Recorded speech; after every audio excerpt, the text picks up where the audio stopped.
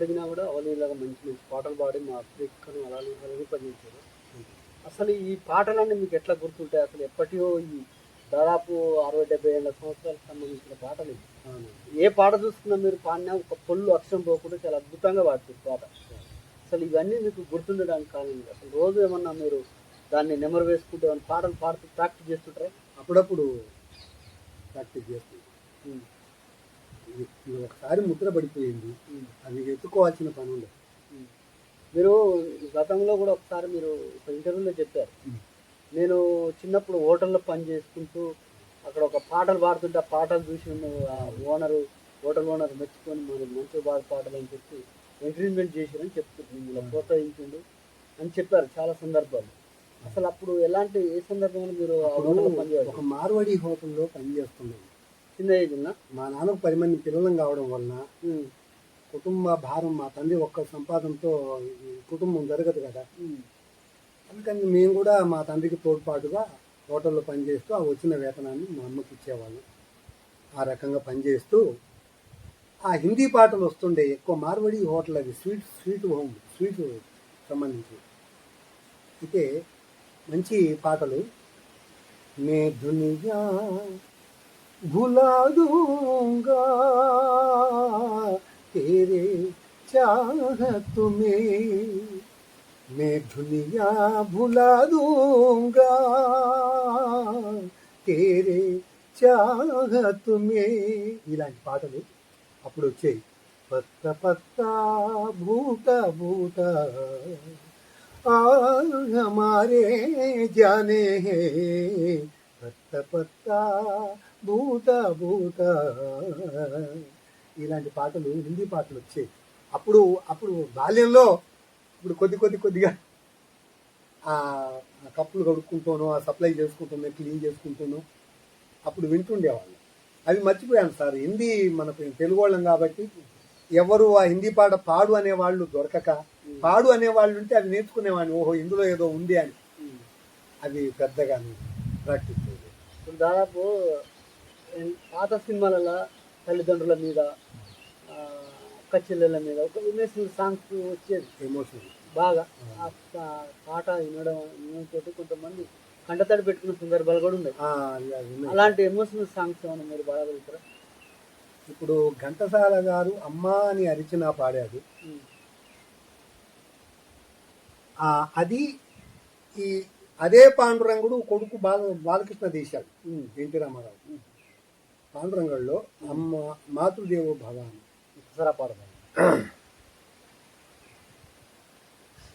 మాతృదేవో భవ అన్న సూక్తి మరిచాను, పితృదేవో భవ అన్న మాట విడిచాను, నాపైనే నాకెంతో ద్వేషంగా ఉందమ్మా, నే చేసిన పాపాలకు నిష్కృతి లేదమ్మా, అమ్మా ఒకసారి నిన్ను చూసి చనిపోవాలని ఉన్నదే, నాన్నా అని ఒక్కసారి పిలిచి కనుమూయాలని ఉన్నదే,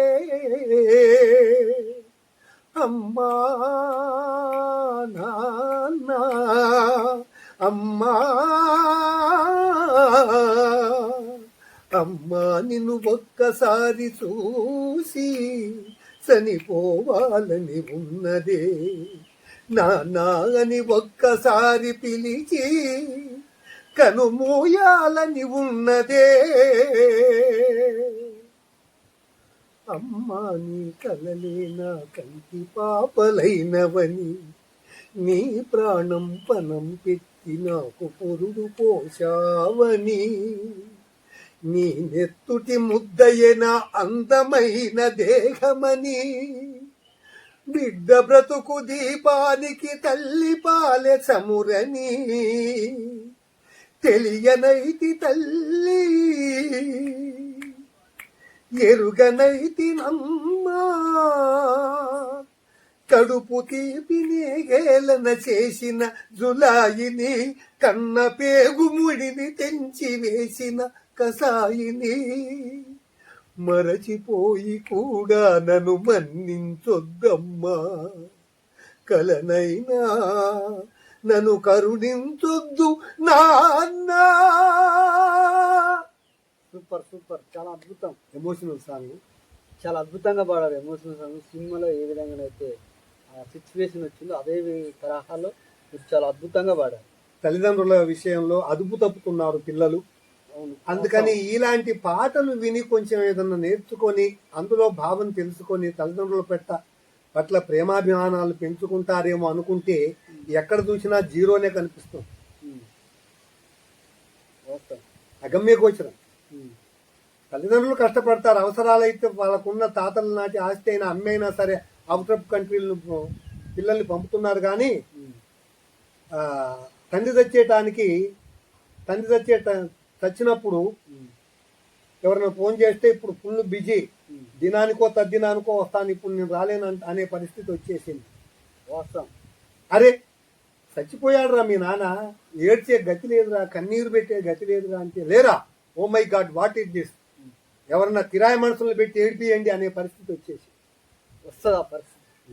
అందుకనే ఒక కొడుకు అంటాడు, ఒరే బాబు మీ నాన్న మనిషిగా పుట్టి మిమ్మల్ని పెంచి పెద్ద చేసి చదివించి గొప్పవాళ్ళని చేసి పెళ్లిళ్ళు చేసి ఎంతో త్యాగమూర్తిరా మీ తండ్రి, 4 ఎకరాల మాగాని కూడా సంపాదించాడు రా, మరి మీరేమైనా సంపాదించారా మీ తండ్రి కడుపున బుద్ధి అంటే వాడు అంటాడు, చిన్న కొడుకు అంటాడు, మా నాన్న బుట్టాడు 4 ఎకరాలు కొన్నాడు, మా అన్న బుట్టాడు 2 ఎకరాలు అమ్మాడు, నేను బుట్టాను ఆ ఉన్నదమ్మాను, నాకింకా లోకంతో పని ఏముంది, డోంట్ కేర్.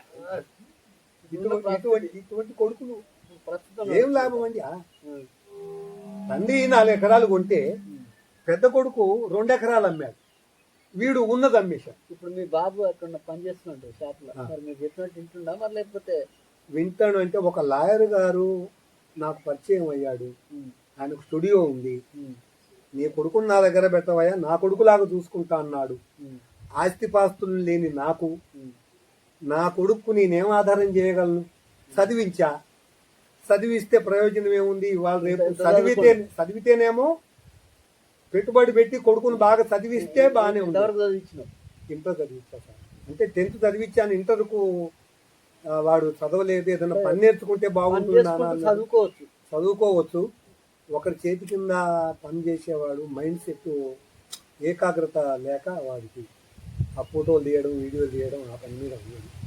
సరే ఎగ్జామ్స్ రాశాడు ఇంటర్ 2nd ఇయర్కు, మరి ఎలా ఉంటుందో ఆ భగవంతుడి దయ.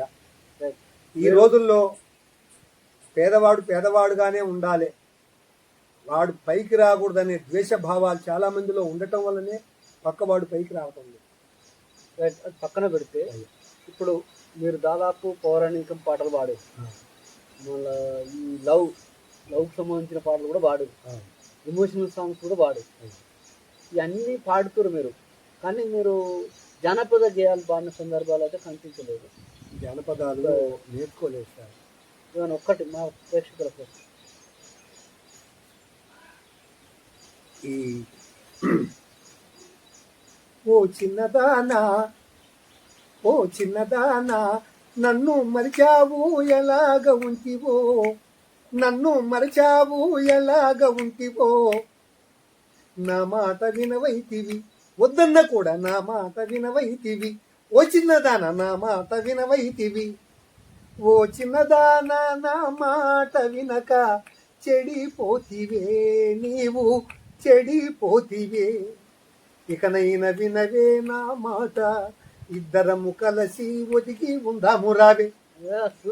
ఆ రకంగా అంటే అప్పటికప్పుడు అనుకున్నది, ఇది జానపదంలో అప్పటికప్పుడు అనుకున్నా కూడా చాలా అద్భుతంగా పడారు. సూపర్ లిరిక్ అప్పటికప్పుడు పాడారు. ఈ పాటల నేపథ్యంలో మరి మీ కుటుంబం ఇప్పుడు ప్రస్తుతం ఏ విధంగా కొనసాగుతుంది? ప్రస్తుతం మటుకు ఆర్థిక ఇబ్బందే సార్, నాకు ఏం లేదు, నేను బయట పనులు చేసుకోవడం లేదు, ఇక్కడ పూజారిగా పని నాకు 60 ఏళ్ళు దగ్గరగా ఉన్నాయి, నేను పని చేయలేని పరిస్థితి, మూడు కష్టం ముఖ్యంగా చేయలేదు. ఈ కట్టమైసమ్మ వారి పూజారిగా నేను మా తండ్రి తర్వాత నేనే ఉన్నాను. కానీ అంటే మీ నాన్నగారు కూడా ఇదే పని అయితే ఈ సాగర్లో జాబ్ చేసిన వాళ్ళంతా రిటైర్డ్ అయ్యి వెళ్ళిపోయారు సార్. ఉమ్, ఊరంతా ఖాళీ అయిపోయింది. ఉమ్, ఇక నది నిండటం లేట్ అయితే గనక హుజూర్ నగరు కోదాడ నుంచి వస్తారు, యాటలు బలిస్తారు. ఉమ్, యాటలు బలిస్తే అమ్మవారికి వెంటనే నీళ్లు వస్తున్నాయి. ఉమ్. ఆ దూరభారాల నుంచి వస్తున్నారు. ఈ ఉన్నూరు చాలా తక్కువైనాయి కదా వాటర్ ఇప్పుడు. అమ్మవారు కొంగు బంగారం అయి కాపాడుతుంది. ఆ తల్లి వల్ల కొద్దిగా 10 పరకో పోయిన సంవత్సరం ఈ టైంలో నీళ్లు ఉండనిప్పుడు ఉన్నాయి కదా? ఉన్నాయి. ఈసారి కొద్దిగా వర్షాలు ఎంత లేట్ అయిపోయింది. ఉమ్, లేట్ అయిపోయింది. ఉన్నా ఉమ్, గత 15 సంవత్సరాలుగా పోయిన సంవత్సరమే గ్రేటు. ఉమ్, 26 గేట్లు ఉమ్. 3 సార్లు వదిలిన దాఖలాలు 15 సంవత్సరాల తర్వాత మొన్న పోయిన సంవత్సరం బాగు. మరి ఈ సంవత్సరం ఎలా ఉంటుంది? మీ పాటల ప్రస్థానంలో మీకు బాగా నచ్చిన పాట, గుర్తింపు పాట ఒకసారి పాడి చూపించండి. అన్నీ నాకు గుర్తింపు ఉన్నాయి కానీ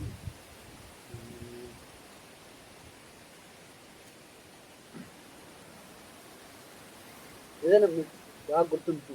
పల్లవించవా నా గొంతులో, ఆ, పల్లవి కావా నా పాటలో, పల్లవించవా నా గొంతులో, పల్లవి కావా నా పాటలో, ప్రణయ సుధా రాధా నా బ్రతుకు నీది కాదా, పల్లవించవా నా గొంతులో, పల్లవి కావా నా పాటలో. Melody songs sir. చాలా అద్భుతంగా పాడారు. మల్లెలు పూసే వెన్నెల కాసే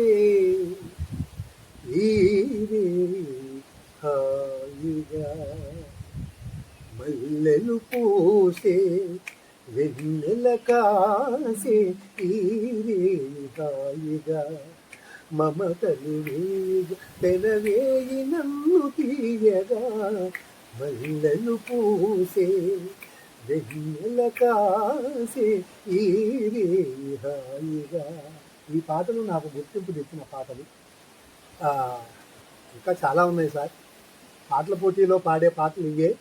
ఇంకోటి అన్నమయ్య పాటలు, సినిమా పాటలు, రామదాస్ పాటలు, ఇలా విడి మెలోడీ పాటలు, కొన్ని పాటలు ఫాస్ట్ బీట్లు. చెలియా నీ వైపే వస్తున్నా కంటపడవా ఇకనైనా, ఎక్కడున్నా నిద్రపోతున్న రాత్రి నడిగా, గుటికి చేరిన గువ్వల నడిగా, చల్లగాలి నడిగా ఆ సందమామ నడిగా, ప్రియురాలి జాడ చెప్పరేమని, అందరినీ ఇలా వెంటపడి అడగాల సరదాగా, నువ్వే ఎదురైతే సరిపోదా, ఎదురపోతున్న రాత్రి నడిగా, గుటికి చేరిన గువ్వల నడిగా, చల్లగాలి నడిగా ఆ చందమామ నడిగా, ప్రియురాలి జాడ చెప్పరేమని. ఇలాంటి పాటలు. సూపర్. ఏ పాట తీసుకున్నా మీరు చాలా అద్భుతంగా పాడుతుంది. వాయిస్, మీ వాయిస్లో ఒక ఏదో తెలియని ఒక తీయదనం ఉంది. మీ పాట వింటా ఉంటే ఇంకా వినాలనిపిస్తుంది. ఇంకా తొందరగా అయిపోయింది ఆ పాట, ఇంకా కొద్దిసేపు పాడితే బాగుండు అనిపిస్తుంది. ఈ పాటల ప్రస్థానంలో మీరు తెలంగాణ ఉద్యమంలో కూడా మరి ఏమైనా పాటలు పాడినప్పుడు తెలంగాణ ఉద్యమం బాగా ఊవెత్తున నడిచింది. తెలంగాణ మీకు ఆ పాట పాడే అవకాశం ఏమైనా వచ్చింది? తెలంగాణ పాట నాకెవరు అవకాశం ఇవ్వలేదు సార్. అంటే వాళ్ళు ముందుగా నాకు ఏదన్నా అవకాశం ఇస్తే కొన్ని పాటలు రాసేవాడిని, రాజకీయ పరమైనవి. ఇప్పుడు మీరు పాట రాసి పాడిన సందర్భాలు కొన్ని ఓ కేసీఆర్ సారు మా ఇలలే పయ్యా మీరు, ఓ కేసీఆర్ సారు మా ఇలలే పయ్యా మీరు, కోరిన కోరికలు తీర్చేవాడవు, ప్రజల కోరికలు తీర్చి ఉంటావు, ఓ కేసీఆర్ సారు మా ఇలవేల్పయ్యా, మా ఇలవేల్పయ్యా మీరు, అడగనివి అడిగినవి, అడగనివి అడిగినవి వరాలిచ్చిన వారు మీరు, ఓ కేసీ కేసీఆర్ సారు మా ఇలవేల్పయ్యా మీరు అని అట్లా కొన్ని రాసుకున్నాం ఉంటాయి.